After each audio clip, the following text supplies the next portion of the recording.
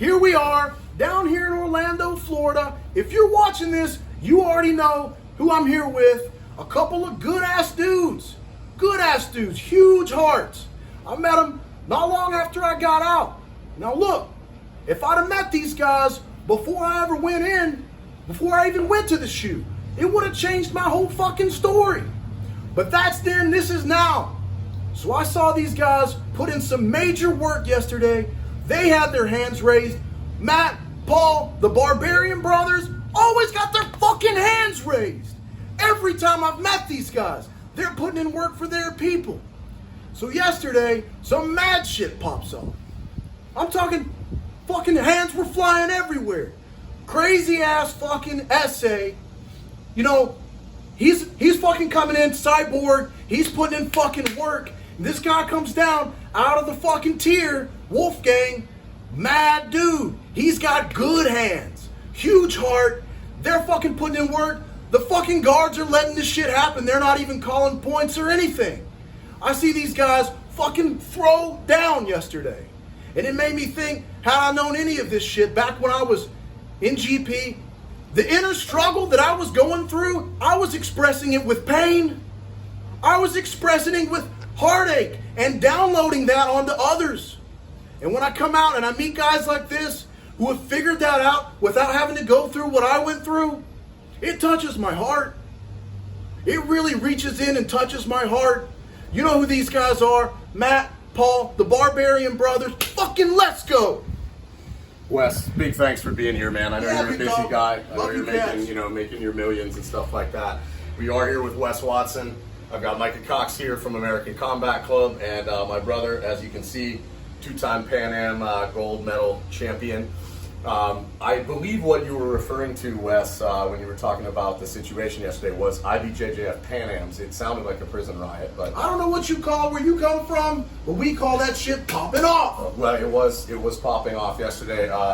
You know, a lot of controversy in the world of jiu-jitsu right now.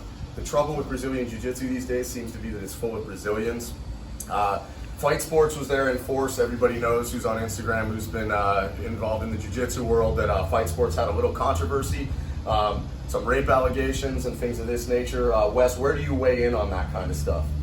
You know, the way that I see it, anyone who's willing to do that kind of shit to a woman, you're going to have to come in and we're going to check your fucking paperwork. You're going to have it hooped. You're going to come in, and if your paperwork's not straight, Paul, you know how paperwork rolls. I carry it on me at all times. I've got mine right now. I wear it. It's hooped. Fully hooped. I hate to ask what the banana's for, Wes. I like potassium. You can't cramp up when you're raising your hand. A healthy guy. So Matt's just won Pans. We got to train this week with Micah and the boys over at American Combat Club. And so Matt, you know, you just took Pans again, second year in a row, this time in light heavyweight. What was your sort of training routine going in? What was your mindset going in? Did you already feel like you were going to win, or did you change anything with your plan or anything like that?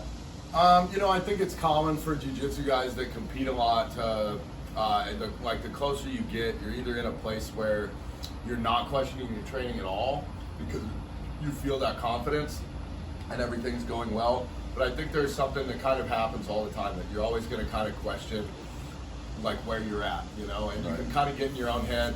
You know, I won Pan Am's last year at heavyweight without having a point scored against me, and this year by submission, all three. Yeah, I did hit everybody with submissions this year, and so it was kind of a strange day because I had to get ready to compete, but I was going to concede the match if you had won and give you the chance to run through. But I had to cut some weight to be in that division. I had to sweat out a couple of pounds before I went on, but we had to stop at Target for a sauna suit. Yeah, I think the best thing for my mindset was knowing that I was going to go against a guy that had just beat you. It was I was left with no option. Could have been a double-edged sword. Yes, right? Yes. I mean, that a man could have walked to the podium saying, "I just back-to-back beat the Wagner brothers." Would have been a terrible day. Like we couldn't have that happen. I couldn't have that happen. So I knew I had a big responsibility to take care of that, and that helped me just kind of immediately switch into like competition mode. No, like there was just no other way it could go down, and I knew I had to make that happen. Once I took him out, I was really, the goal. I've been dealing with knee injuries and stuff, so I didn't know really how I was going to go. Right. But I knew once I got through that, that then I was kind of stuck. I had to go through the rest of it, and I was watching the guys roll, and going in there, I think each match got shorter and shorter, subbed everybody. Had some pretty good. I felt really good about my defensive wrestling, something that I haven't showed a lot. So I felt really good about getting that. out of good single legs and stuff like that. Yeah. We almost missed that the first match because Micah and I were slamming a tall boy in the parking lot after we both lost. To kind of touch on what Wes said earlier, like it takes a big heart to get out there and do it. Huge and, heart.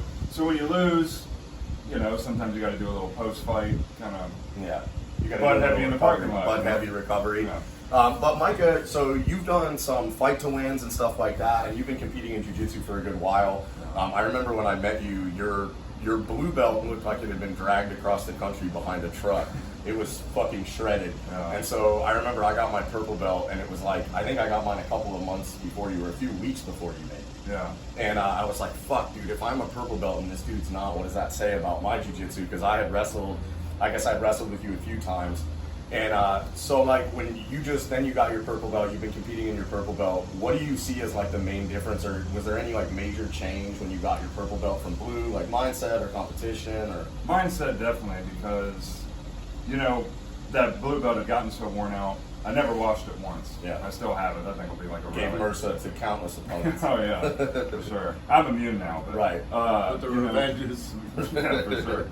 So definitely mindset though, and that's kind of like, we had talked about this after Pans, but like just grinding out competition after competition after competition. Yeah. You win some, you lose some, and I fucking sure as hell lost a lot more than I've won. But whatever that, you either win or you learn shit, but whatever you want to call it, it is true. You can take that with a grain of salt or whatever, but it's like your attitude going out onto the mat. And anytime I can go out there and really feel like I beat my nerves, especially being someone who deals with nerves so fucking bad, just with like day-to-day stuff. That's a victory in itself. So what do you feel like when you get a belt promotion? Obviously, for me, purple belt was a really big deal because when I got my purple belt, it was kind of one of those things. And I remember talking to one of my buddies who's a Carlson Gracie Jr. black belt and was like, fuck, dude, I feel like this kind of blindsided me, and I didn't feel like in the moment that I deserved it. And he said, well, probably because you don't, but you're going to have to like rise to the occasion, otherwise you're going to be like the shittiest purple belt in the room. So, when you got yours, was there a change in the way that you like trained or anything like that was immediately apparent? There's a bit of a story arc to that. So, you go from like, I think I'm ready, I think I can get it, to this point of almost, flash forward a little bit and you're like, fuck jiu-jitsu, I don't even give a fuck about getting a stupid purple belt. Yeah. I don't know why I do this anymore, but I'm just here every day. Yeah.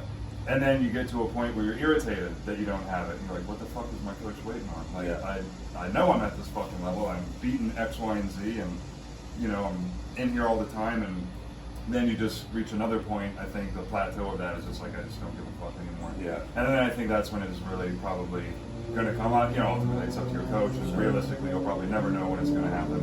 But that was kind of what happened with me. Yeah. So Matt, with you, so you won Pans last year. I was there for your wins at Pans last year, and it was fucking devastation. This year, in a different weight division, same story again. You got Worlds in November. I know it's kind of one of those things where you don't want to talk about this kind of shit because it's one of those things where you're like, well, you get it when you get it, but you got to be feeling like you're coming up on your brown belt because you've been killing every fucking purple belt in competition. Well, so I remember as a blue belt, the difference for me between blue belt and purple belt was that at blue belt, I felt an enormous responsibility that I had to beat everyone. Right. I put a lot of pressure on myself in competitions. I'm a very successful competitor at all my belts. I have well over 100 matches. I think I'm including absolutes and everything. Essentially the mathematical opposite of where I'm. I lost maybe 9 matches total, but they've been big matches. My first shot at Pans was as a blue belt. I lost my first match. Then my first shot at Worlds as a blue belt. Yeah. I placed fourth. I subbed quite a few people, but then got edged out. And then my first shot at my first competition as a purple belt was pants. I had my purple belt for like 2 months, and I felt way less pressure. Yeah. Because I'm like, I've been a purple belt for literally days. Yeah. And might be in there up against somebody who's been a purple belt for 2 years, maybe getting ready for their brown belt. Yeah. And they're looking at me as I'm coming at this guy proving that I'm a brown belt. Yeah. I'm just trying to hang. I'm just trying to prove that I can hang. And so I took all this pressure off myself and went out there, and I remembered I went 2 different ways. Like first I was like, I just need to show that I can hang. Yeah. If I do get beat, I don't want to get subbed.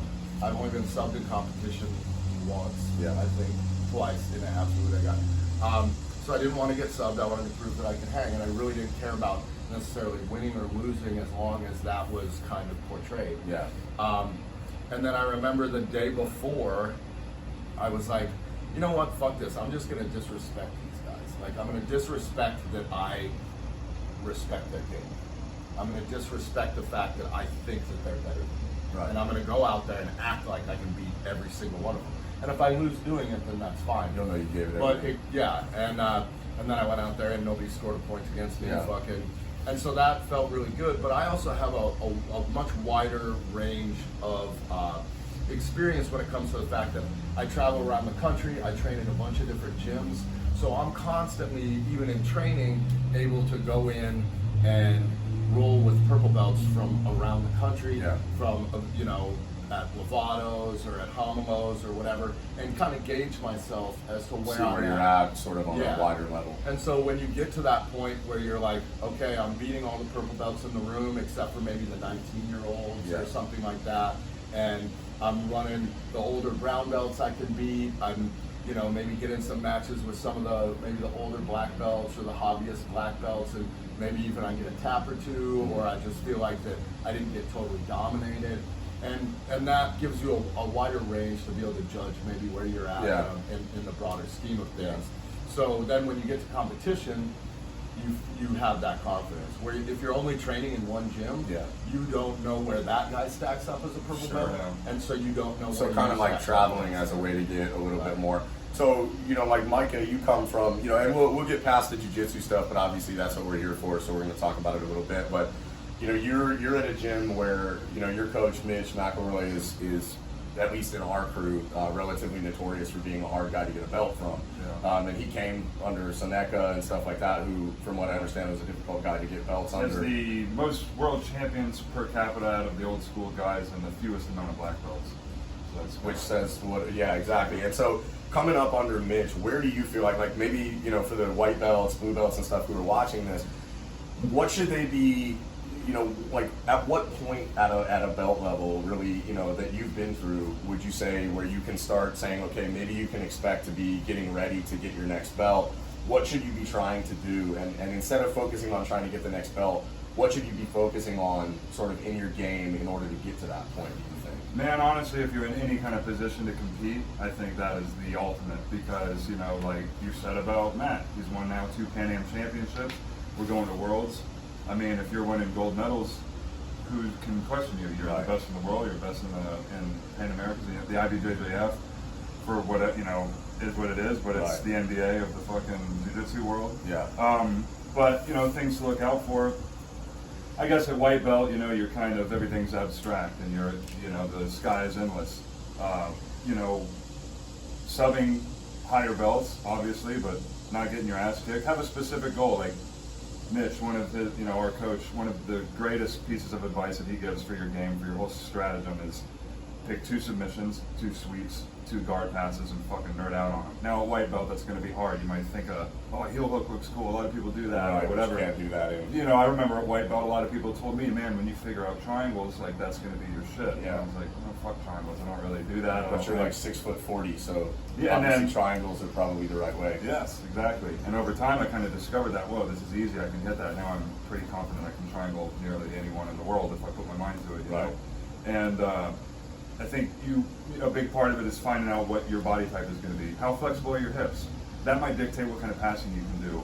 or what kind of takedowns you can do. Yeah. You know, I'm 6'4", 6'5", whatever, depending on who you Let's ask. say 6'4". Yeah, It's like 5'10". You know, drop into a double leg. It's going to be hard on some people. It's going to be hard on someone, especially your height. You know, I mean, we've stood up and wrestled a shitload of times, so I might have to focus on upper body stuff. Right. Long arms and get underhooks. So like focusing in on things that are specifically will work with your game, your body type, and then just kind of obsessing over those things. That's maybe more blue belt. At white belt, it's going to be hard. That, I think you need to just really fucking buckle down and survive listen. and just be there. Yeah, just be there and over time just accept, and this gets easier with every belt, accept that there are plateaus. And after every plateau, I used to really freak out about this, especially at blue belt. Fuck, what am I doing? I'm not getting any better. I'm not learning anything new. And then I would have this massive breakthrough. And it was like I came out of the forest and I was like, oh, I can fucking hit this on anyone. Right. And, you know, white and blue belt, I feel like, and even throughout the whole system, you know, that'll be harder to accept, and then it gets easier over time, you know? Yeah, no, that's good advice, I think. And, you know, everybody gets obsessed with sort of like trying to belt. And, you know, the best advice that you can really kind of give anyone is, and we're all purple belts of varying degrees, you know, because there's a huge, broad skill level, competitive level, physicality level, and everything like that at every belt level. So you go somewhere and you'll wrestle with one purple belt and be like, I don't know, you didn't feel that great. You'll go somewhere else and you roll with a purple belt and you're like, I feel like this dude's a fucking black belt to me at this point, you know, because the varying skills are so crazy. But or the other end, you'll fucking tap several black belts and be like, oh, I'm on the shit. I mean, it happens to me every day. You know, every day I'm just tapping black belts. Exactly. It's honestly gets a little tiresome. You know, you're always looking for a real challenge. And you're just like, oh, where am I going to find it? I find that sometimes, like, I remember one of the biggest kind of challenges I had in one of those like plateau things was I was in Santa Barbara and I was going back and forth training at Frangia's at Paragon in Santa Barbara and Gometa. And I went in there and it was the first time I dropped in at a place and I realized, I was like, man, these guys are like the guys that I would normally be gunning for, the purple belts and stuff like that. I was still a blue belt at the time. Yeah. But the purple belts and stuff that I was gunning for were like fucking me up. And I realized, I was like, man, am I not that good, or are these guys that much better? Yeah. And then I realized that their game, the style of jiu-jitsu that was coming out of that school was just very well suited for countering my game. Yeah.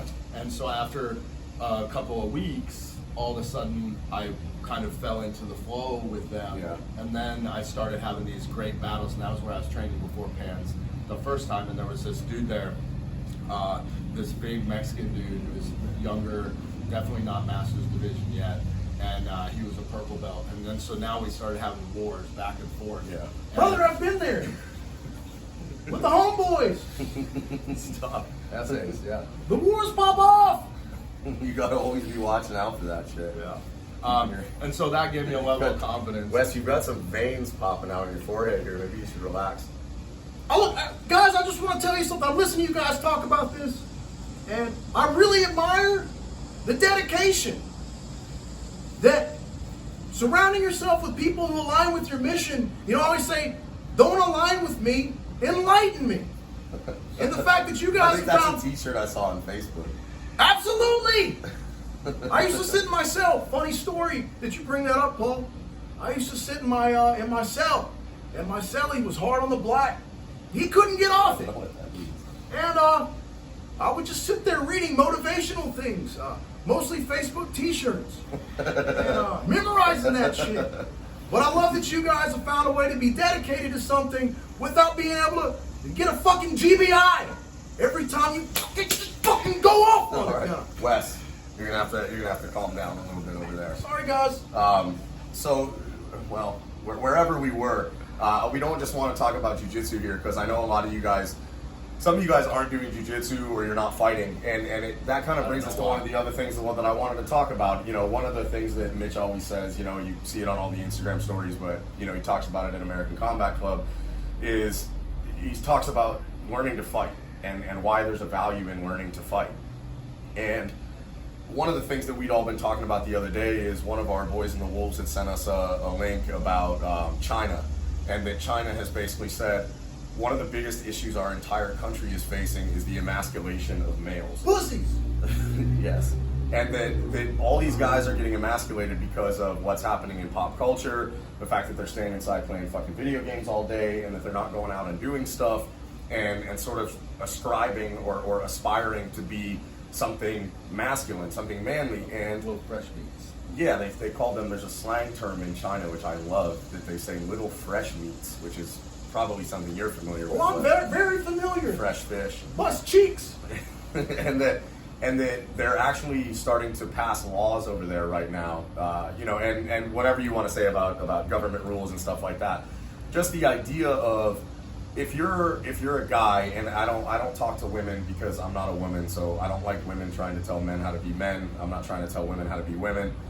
Wear the hijab, obviously, but otherwise, the idea that if you're a man, fighting is something that's kind of been integral to being a male since the dawn of time. And that even though we live in a world now where people will say, oh, well, we live in a civilization where it's very unlikely that you're going to get into this situation or that situation, my answer to those people has always been, well, that depends on the lifestyle that you live. And obviously, you know, me, Matt, Micah, Wes, the lifestyle that we lived coming up was a lifestyle where, you know, I won't go too much into it, you know, I don't know how much you want people to know, but, you know, Micah was in an MC for years, and the kind of lifestyle and the kind of places that we've been have been places where fighting was actually way more likely than it is for normal people. Shit, everything from the hometown you grew up in, I know where you guys came from too. I mean, it's... And so, you know, the idea behind this is that, yes, fighting is unlikely if you live your life in a way where fighting is extremely unlikely. But if you're trying to make yourself into this type of character that you want to be, you might wind up in a situation where you face having to fight, being in a physical altercation, and then realizing that you've spent your entire life not preparing yourself, not giving yourself the weapons in order to effectively do that.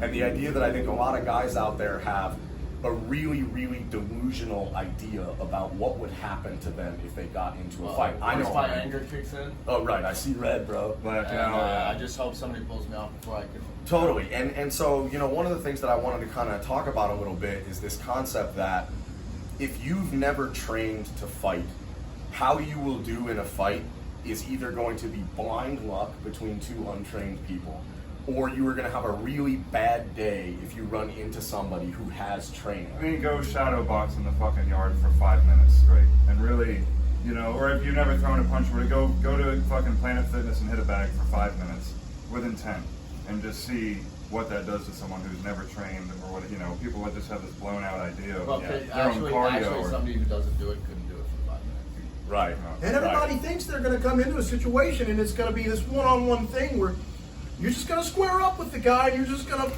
fucking go at it. And everybody's going to take turns throwing their punches like you see in the fucking movies. Man, back when I was in the cell, you sit out here, we eat gummy bears. There were fucking crews that would shove a bag of these up your fucking ass so they could fucking beat it out of you like a fucking piñata. And what are you going to do against that? Arm bar them? Oh, well, this brings up another good point. So everybody always asks, right? They say, you know, and I have got, this isn't one of those Instagram things where like, people ask me all the time. Nobody ever asked, but actually no one had asked me, but people do ask. They say, you know, what's the best thing to train in? And Matt and I have talked about this a little bit, and I know you came from a background of like different martial arts. I know your dad's like a karate guy. Really, yeah. So, you know, when you got into jiu-jitsu, why did you pick jiu-jitsu specifically? How did you get into jiu-jitsu, and how do you feel like jiu-jitsu measures up as a fighting art in the real world?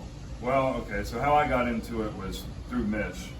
You know, a lot of friends of ours, like the dudes in the hardcore scene or whatever, were training under Mitch, and I knew some of them, and they're like, oh yeah, come check out jiu-jitsu, it's cool. I had done karate under my dad, which, you know, karate, like taekwondo, like other martial arts can get bastardized. He came from, fortunately, a really old school, traditional Okinawan karate, and I don't know, like Karate Kid 3. Exactly. It's like Terry Silver. So I'm fortunate to have grown up around that kind of discipline and shit, and I always liked the gi and stuff. But anyway, you know, then being long and whatever, I got really into Muay Thai. I trained in Thailand for a while. I fought Muay Thai and really loved that. I gravitated towards that, like the body type thing I was talking about earlier. But then I realized, you know, you can punch someone. It's very telegraphed. You could hurt your hand. Everyone's going to see it. People are going to hear it. And then when you get manhandled in jiu-jitsu, it can be by someone with, you know, nearly any body size with extremes on either end. Sure. But you could just disable someone in a much more controlled way. And I definitely think that is like. And all fights go to the ground. Almost all fights. Yeah, my Like, dad unless always it's a said one-hitter that. quitter, it's Yeah, going to go to the because ground. 90% of fights go to the ground. Yeah. So you might as well know how to do something on the ground. This brings up like kind of another thing too. Is we were looking at Jeff Glover. Those of you guys who train jiu-jitsu probably know who Jeff Glover is, but he was talking about the idea that there's another expectation, which is that you get into jiu-jitsu and you'll see like the old Gracie stuff where they're like, this is about little people being able to defeat big people. Where that's not always the case. Size matters in a fight, like it matters everywhere else, and like people go into all martial arts, I think, having a certain amount of delusion about what that's going to do. Yeah. Where even if you do train, trying to figure out, and Jeff had made a post the other day about girls going in, and then he said some of these girls will say crazy shit where they're like, oh, I'm a blue belt in jiu-jitsu, so I can like fuck up a 200-pound dude, and like that's not the reality. We know all blue belts aren't created equal. Right. And then, but even just the body mechanics and testosterone and bone density and muscle mass and strength and all that stuff, all that shit still matters in a major way, and it's one of the reasons why you don't go compete IBJJF in like unisex divisions. You know what I mean? Like there's not a 1-to-1 ratio of this stuff. And I think that the problem is that even the people that are saying this, that because unfortunately there's a lot of dudes out there filling these women's head with this idea For whatever reason. And here's the reason. The reason is that there's a huge push to market jiu-jitsu to women. Right. So you have all of these guys who they think what they're doing is kind of empowering women or showing them a path toward empowerment, but they cross over into this zone of being that guy that doesn't get any pussy. So he thinks that he can, if he talks a woman up so much, that they'll like him, right? And so you see it cross into this zone of like, you're just there, all these tough guys are around, and you got the guy in the corner being like, oh no, man, you're good, you can do all these things, you can be, equal on all these levels. Yeah. And so it's an unfortunate marketing ploy that's tricking women into thinking. Yeah, and this is not to say, it's like, I came down to American Combat Club, like, there's definitely, you can't bullshit, there's definitely females who have a really advanced level of the martial art. Caitlin in American Combat Club, I've wrestled with her, and like, she armbarred the shit out of me, you know what I mean? Like that's gonna happen because technique at a certain point will allow you Right, to but now overcome here's strength. the thing: is that's on a jiu-jitsu mat. If that For wasn't sure. on a jiu-jitsu mat, Who could you say? could stand up and spike her on the collar. And again, it's like one of those things where you're like, yeah, maybe, but I think like the core of this is this idea that sort of in the modern world, like these general lies get told and accepted of, everybody's equal, everybody's the same, and all the rest of this kind of stuff. And you're like, well, that's just not true. And so it's not to say that this can't happen or that can't happen, but it's to say that just like what you're dealing with in all these different countries around the world, where they're saying like one of the biggest problems that we have in the world right now is that men are being feminized and women are being masculinized and all the rest of this kind of stuff. These are not really the ways to like live a healthy, happy lifestyle. The ways to live a healthy, happy lifestyle is to like sun and steel, to if you're a man, be a man. There are certain freedoms there that you can still take to do whatever it is that you want to do. But ultimately, at the end of the day, I think if you're a man, there are certain things that are good, that have been good for all time, that have like stood the test of time. And Which for is me, this isn't to take fighting away, and being strong and being decisive and so I'll on. say this though, I think there's another factor to it. There's obviously size and strength are always going to play a huge role, but also like the mentality and like how bad do they want to win, or what is their survival instinct on? And even if maybe even more so because they're smaller. When I lived in Portland, I trained at a gym out there. It was the Henzo gym under a badass dude named Aaron Malone. There was a chick there. She's still there. I believe she's a black belt now. She's a blue belt at the time. I was a white belt. Her name's Hannah Sharp, and she's fucking badass. And I would try to like. It got to a point. I thought it was okay jiu-jitsu. I didn't know shit, right? But she would rip my motherfucking arm off every single day, and I would try to fuck her up.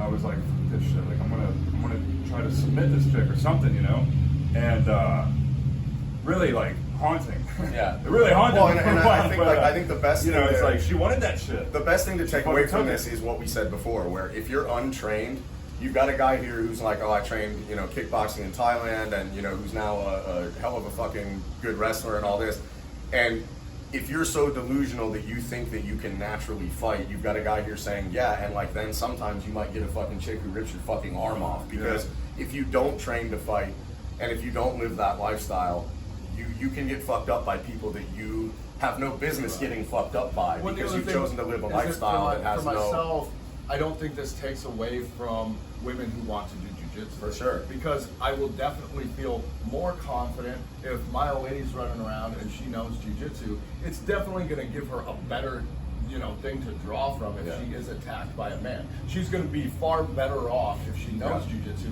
than not knowing jiu-jitsu. Go ahead. Well, I mean, just so long as like maintain the mentality of like, yes, jiu-jitsu is great. Yes, you can get fucking outpowered. So like, instead of holding them closed guard and try to go for an arm bar, gouge their fucking But also eyes the out. same thing that I would tell a man. Is this a life or death situation? Yeah. If it's a life or death situation, have a fucking gun. Yeah, or get the hell out of And it. I would tell the same thing to a fucking dude. If you're dealing with a fight, yes, you're going to have more of an advantage being somebody who trains. But if it's a life and death situation, then you're in a life and death situation. We call that a no hands policy. A what? A no hands policy. Explain. Well, on the yard, if a white boy wanted to jump against a white boy, you had to know you were going in full bore to do it, to get it done, to catch a hot one. So, if you knew it wasn't that kind of situation, no hands. You're getting out. So same thing. If you think it's going to be a situation where you need a gun, you better have a gun. Otherwise, it's not worth it. Astute observation from Wes Watson. Amazing just having Wes Watson down here. I mean, it's Love you, really big dog. incredible. The real Wes Watson, the absolute 100% real Wes Watson. Authentic. One of the last things I wanted to get into while we've got everybody here is, and we were talking about some of the stuff that's kind of going on out in the world today and everything like that, and Wild times. Continuing wild times. for sure, absolutely wild times. And I want to just talk a little bit about network and stuff like that, and finding like-minded people. One of the best things about coming down here to Florida to train has been meeting and hanging out with these guys. And I was gonna see if Micah's got a crazy fucking background, a crazy story, and these guys that you'll be able to meet sometimes and spend time with can really honestly bring you up. As Wes said, they could change your whole fucking story. But that when you get around other guys, and Micah and I were talking about this, you can train, you can do all the rest of this kind of stuff, but until you start putting yourself into the situation where you can create a network around yourself of people who are doing stuff that you want to do, who are being like you want to be. We were just reading an article yesterday that said one of the strongest hormonal impulses is not necessarily any other thing that a guy can do other than like getting it out of a vial, but that they say watching other men who you consider to be on your team, basically within your peer group, succeed in acts of aggression is one of the things that raises your testosterone the most. And so, meaning that if you go out to compete and you see your guys win, it literally raises the hormone panel of the guys who are in that in-group. And likewise, watching guys lose decreases test, so I apologize for yesterday for decreasing the testosterone. But that it creates this wave, and anybody who's hung out in any kind of peer group that has sort of an upward momentum understands this. And one of the things I wanted to talk to you about is, as a guy who has been in the 1% world and all the rest of this kind of stuff and being around guys like that, what do you think is the big difference between that lifestyle and being around, rough dudes doing wild shit and being in the peer group that you're involved in now? And obviously you can say whatever you want to say as far as the difference between the lifestyles, but as far as positive things or differences between those two kind of peer groups. Well, man, there's a lot of similarities and there's a lot of differences. And especially like about this dynamic that we all have is like I see a lot of the things that I like best about it, and that was just like the camaraderie. And that's why I'm so ecstatic to train under Mitch, and why the only reason I live in Florida is to train under Mitch. I could be anywhere I want in the world, and I love traveling, I love being out there in the shit. But there's a lot of great places to train, but we have this thing. It's like, I thought about it today. As I told you about the situation with my dog. I got my dog back. I texted one of our guys, Landon, who you guys have both rolled with, and I was like, man, I love you. I'm just so happy to have this family. I really feel blessed because it's like I was able to talk to all these guys about all this stuff. And when you roll with someone, when you spar with someone, when you fight with someone, train with them, you see their work ethic. So that speaks volumes. And And okay, Matt's got me in an armbar. Just the other day, Matt's got me in an armbar. Could break my shit. I tap, right? But he could have not tapped. And this is something, again, that Mitch talks about too, but it's like, we have this trust level where, you know, we're choking each other. And you don't die. Okay, so now we trust each other a lot more. And the one, you know, I can only speak for the situations I was involved in, but there's a lot of fakery, there's a lot of tryhards out there. And especially in these groups where you're like, are really visible, and especially after certain TV shows came out and shit. And, you know, you gotta question what somebody's intent is. And there's no faking it with jiu-jitsu. I mean, you can fake it to a degree, but when we go out on the mat, it's just you. You know, your fucking sweaty ass feet because you're nervous, you slap and bump, and then, you know, everything turns off, and it's just you.